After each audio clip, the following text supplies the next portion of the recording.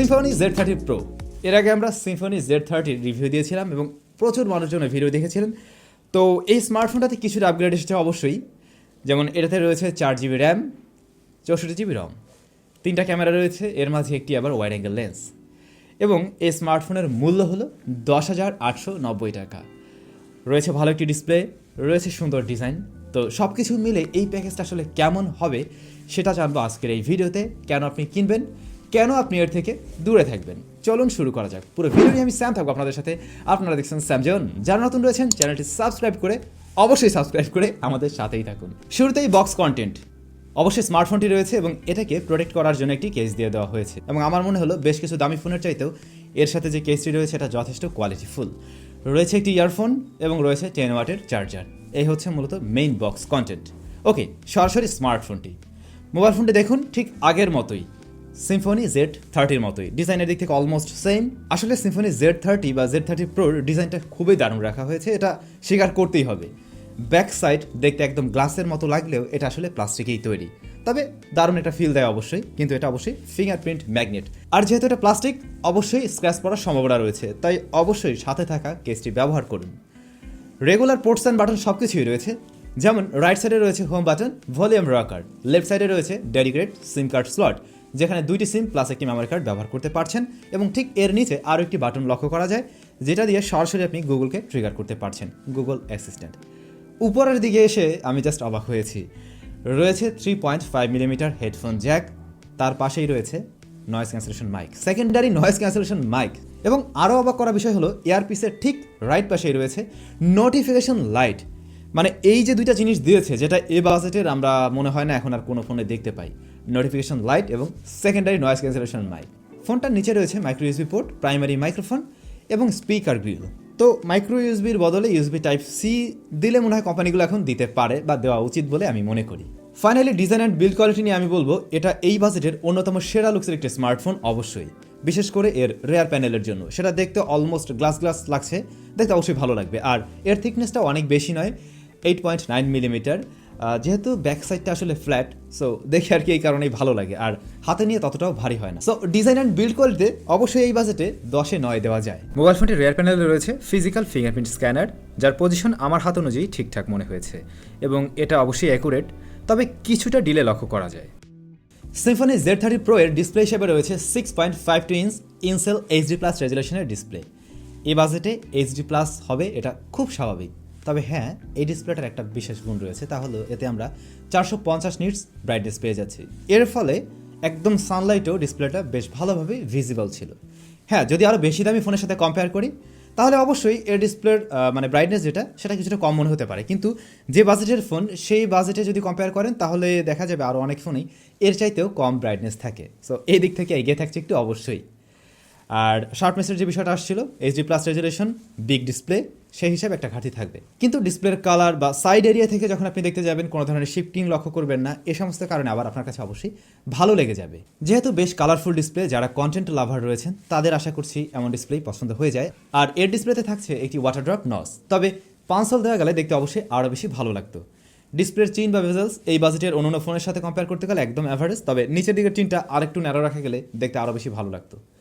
Symphony Z30 Proর ডিসপ্লেকে কোন glass দিয়ে protection করা হয়েছে সে ব্যাপারে কোনো ধরনের অফিসিয়াল তথ্য জানা যায়নি, তাই অবশ্যই সাজেশন থাকবে এর সাথে একটি স্ক্রিন প্রোটেক্টর ব্যবহার করুন। ডিসপ্লে টাচ রেসপন্সে কিছুটা ল্যাটেন্সি খেয়াল করেছি, এটা আসলে এরকম বাজেটের ফোনের ইউআই এর কারণেও হয়ে থাকে, তবে এটা অনেক ডিলে করে এমনটাও নয়। তো ওভারঅল 11,000 টাকা প্রাইসে এর ডিসপ্লেকে আমি অবশ্যই এই বাজেটের অ্যাভারেজ ডিসপ্লে বলতে পারি। পারফরমেন্স, এই স্মার্টফোনটি বাংলাদেশ মার্কেটে একটি ভ্যারিয়েন্টেই লঞ্চ করা হয়েছে, 4GB র্যাম, 64GB রম, এবং এখানে যে র্যাম তার টাইপ হলো LPDDR4X। এটা বেশ ভালো ব্যাপার, LPDDR4X এর র্যাম রয়েছে এখানে। প্রসেসর হিসেবে দেওয়া হয়েছে MediaTek Helio A25 octa-core processor, যা 12 ন্যানোমিটার আর্কিটেকচারে তৈরি করা একটি প্রসেসর, এবং এর সর্বোচ্চ ক্লক স্পিড 1.8 GHz। এর গ্রাফিক্স সেকশনকে পাওয়ার করছে PowerVR ZE8320। এই যে প্রসেসরটা, এটা মূলত এন্ট্রি লেভেলের একটি প্রসেসর। এটাকে আপনি একদম হাই পারফরমেন্স বা গেমিংয়ের জন্য দারুণ কিছু মোটে কিন্তু সেরকম নয়। রেগুলার কাজগুলো এই প্রসেসরটা ঠিকঠাকভাবে হ্যান্ডেল করতে পারছিল অবশ্যই, তবে হ্যাঁ, কিছু কিছু ক্ষেত্রে অবশ্যই ল্যাগ বা হিক্যাপের দেখা আমি পেয়েছি। একসাথে যখন অনেকগুলো অ্যাপসকে রান করছিলাম তখন একটু হিমশিম খাচ্ছিল, কিন্তু যেহেতু বেশি র্যাম রয়েছে ওটুকু আবার পুষিয়ে নেওয়ার চেষ্টা করছিল অবশ্যই। বাড়তি র্যাম থাকায় কিছুটা সুবিধা আপনি অবশ্যই পাচ্ছেন। যদিও এই প্রসেসরটা ভারী লোড নেওয়ার মতো ক্ষমতা রাখে না, তারপরেও আমি এখানে টেস্ট করেছিলাম পাবজি, অ্যাসফাল্ট 9, ফ্রি ফায়ারের মতো গেমগুলো। এছাড়া ছোটোখাটো গেম প্লে করে দেখেছি। তো পাবজি আসলে আপনাকে এটা দিয়ে আমি খেলার জন্য সাজেস্ট করছি না। পাবজি লাইট আমি ট্রাই করেছিলাম, যেটা মোটামুটি প্লেয়াবল ছিল। পাবজিও যে চলছিল না এমন না, চলে, কিন্তু ওইভাবে খেলে আসলে মজা পাওয়া যায় না, এটা আপনারাও জানেন। ফ্রি ফায়ার বেশ স্মুথলি প্লেয়াবল হয়। যারা ফ্রি ফায়ার খেলতে চান তাদেরকে একেবারে হতাশ করবে না। টেস্ট করেছিলাম অ্যাসফাল্ট 9, যাতে প্রচুর ল্যাগ এবং ফ্রেম ড্রপ পাওয়া গিয়েছে, আর গ্রাফিক্স ততটা ভালো পাইনি, তবে মোটামুটি প্লেয়াবল ছিল অবশ্যই। এছাড়া ছোটোখাটো রেগুলার যে গেমগুলো রয়েছে সেগুলো অনায়াসে প্লেয়াবল ছিল। তবে হ্যাঁ, লং টাইম গেমিংয়ে ফোনটা ততটা গরম হচ্ছিল না, একই সাথে ভালো ব্যাটারি ব্যাকআপ পাওয়া যাচ্ছিল। ফাইনালি পারফরমেন্স আমি বলবো, আপনি যদি রেগুলার ইউজার হয়ে থাকেন তাহলে এর পারফরমেন্স নিয়ে আপনি সন্তুষ্ট থাকবেন অবশ্যই। কিন্তু আপনি যদি একটু এ বাজেটেই হেভি গেমার হয়ে থাকেন, আর একটু বেটার প্রসেসর আপনার দরকার হতো, সেই ক্ষেত্রে হয়তো বা এটা আপনাকে ওই লেভেলের সাপোর্টটা দিতে পারবে না। কিন্তু আপনি যদি মাঝে মাঝে টুকটাক গেমিং করেন তাহলে আবার আপনাকে খুব ভালোভাবে চালিয়ে নিতে পারবে। হ্যাঁ গাইস, লিটল রিমাইন্ডার, ভিডিওটি যদি ভালো লাগে একটু লাইক করে দিন। আপনি লাইক করলে আমার উৎসাহ এত গুণ বেড়ে যায়। সো আশা করবো একটু লাইক করে দেবেন। আর যারা এখনও আমাদের চ্যানেলটি সাবস্ক্রাইব করেননি, আমি বিশ্বাস করি আজকে আপনারা সাবস্ক্রাইব করে রাখবেন নেক্সট এরকম সব দারুণ ভিডিও পাওয়ার জন্য। এতে করে হয় কি, আমাদের উৎসাহটা অনেক গুণ বেড়ে যায়। সিম্ফনি Z30 Pro এর রেয়ারে রয়েছে ট্রিপল ক্যামেরা সেটআপ। প্রধান সেন্সরটি 13 মেগাপিক্সেলের, এরপরে রয়েছে 5 মেগাপিক্সেলের একটি আলট্রাওয়াইড সেন্সর এবং 2 মেগাপিক্সেলের একটি ডেপথ সেন্সর। আর ফ্রন্ট ফেস হিসেবে আমরা পেয়ে যাচ্ছি 8 মেগাপিক্সেলের ক্যামেরা। তো রেয়ারের যে মেইন শুটার 13 মেগাপিক্সেল, এটা কিন্তু ডে লাইটে বা প্রপার লাইট পেলে বেশ ভালো ছবি দিচ্ছিল। ছবিতে কালার কিছুটা বুস্ট আপ করে, দেখতে বেশ ভালোই লাগে, অলমোস্ট সোশ্যাল মিডিয়া রেডি ছবি বলা যায়। 10-11 হাজার টাকার ফোন হিসেবে ছবির শার্পনেস, ডিটেলস এবং ডাইনামিক রেঞ্জ মোটামুটি আমি ভালোই পেয়েছি বলা যায়। বা এ বাজেটের অন্যান্য বেশ কিছু ফোনের চাইতে ক্যামেরাতে একটু এগিয়ে থাকছে। তবে ক্লোজ কোনো সাবজেক্টের ছবি তুলতে গেলে ফোকাসিংয়ে একটু ডিলে লক্ষ্য করা যায়, বা ফোকাসিং একটু মিস্টেক করতে চায়, সেই ক্ষেত্রে একটু স্টাডি করে ধরে একটু সময় নিয়ে ছবি তুললে বেশ ভালো ছবি অবশ্যই আপনি পেয়ে যাবেন। লো লাইটে এর পারফরমেন্স মোটামুটি ভালো ছিল, শাটার স্পিড কিছুটা কমে যায়, তবে আপনি একটু স্টাডিভাবে তুলতে পারলে সেখানে ভালো ছবি পাবেন। আর একদম রাতের বেলা নাইট মোড ওই চলে আর কি।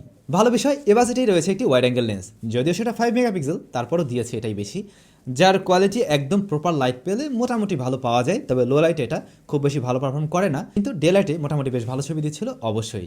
যদিও শ্যাডো ডিটেলস ততটা ভালো ছিল না, 5 মেগাপিক্সেল এরকম বাজেট মেনে নেওয়ার মতো অবশ্যই। রয়েছে ডেপথ সেন্সর, যা কিনা 2 মেগাপিক্সেলের। পোর্ট্রেট মোডে ছবি নেবে এটি, এবং এর কোয়ালিটি অবশ্যই খারাপ ছিল না, এ বাজেটের অন্যান্য ফোনের মতো অ্যাভারেজ পেয়েছি। এজ ডিটেকশনে কিছুটা প্রবলেম অবশ্যই ছিল, কিন্তু এটা মেনে নেওয়ার মতো। আর এখানে আপনি ব্লার ইফেক্টটাকে সেট করে নেওয়ার সুযোগ পাচ্ছেন।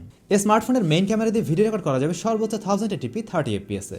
ভিডিও কোয়ালিটি নিশ্চয়ই আপনারা দেখছেন, মোটামুটি চালিয়ে নেওয়ার মতো অবশ্যই। ডাইনামিক রেঞ্জে কিছুটা সমস্যা পেয়েছি, শ্যাডো ডিটেলসে কিছুটা প্রবলেম পাওয়া গিয়েছে, এছাড়া অবশ্যই চালিয়ে নেওয়ার মতো। আর কোনো ধরনের স্ট্যাবিলিটি পাচ্ছেন না, তাই অবশ্যই স্ট্যাবলভাবে ভিডিও শ্যুট করতে হবে।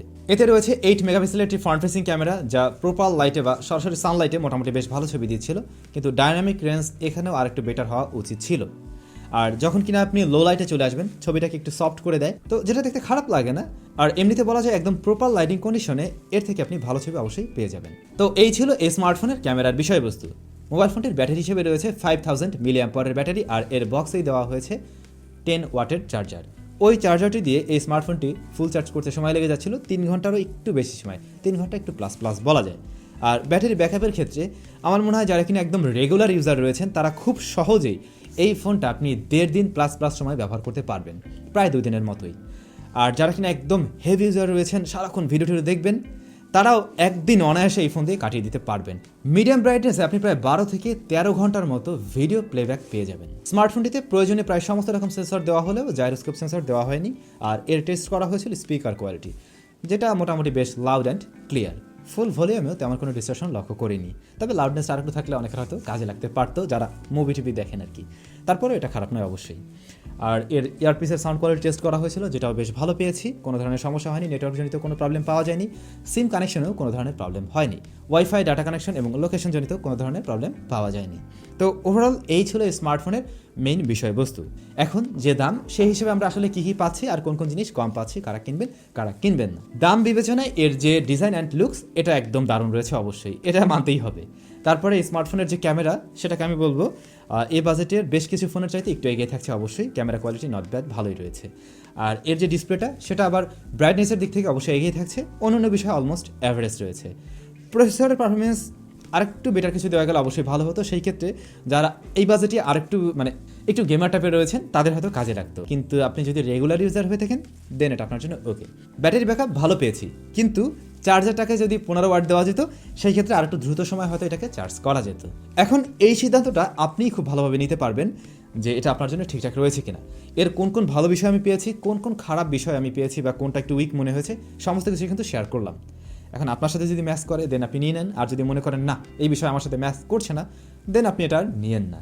সিদ্ধান্তটা আপনাকেই নিতে হবে। তো ভিডিও শেষ করার আগে সবার কাছে রিকোয়েস্ট করবো আমাদের ভিডিওগুলো যদি ভালো লেগে যায় একটু লাইক করে দেবেন, আর যারা নতুন দেখছেন চ্যানেলটি সাবস্ক্রাইব করে রাখবেন পরবর্তীতে এরকম সব দারুণ ভিডিও পাওয়ার জন্য। কালকে আসছে নতুন আর একটা ফোনের রিভিউ, সো সাবস্ক্রাইব করে আমাদের সাথেই থাকুন।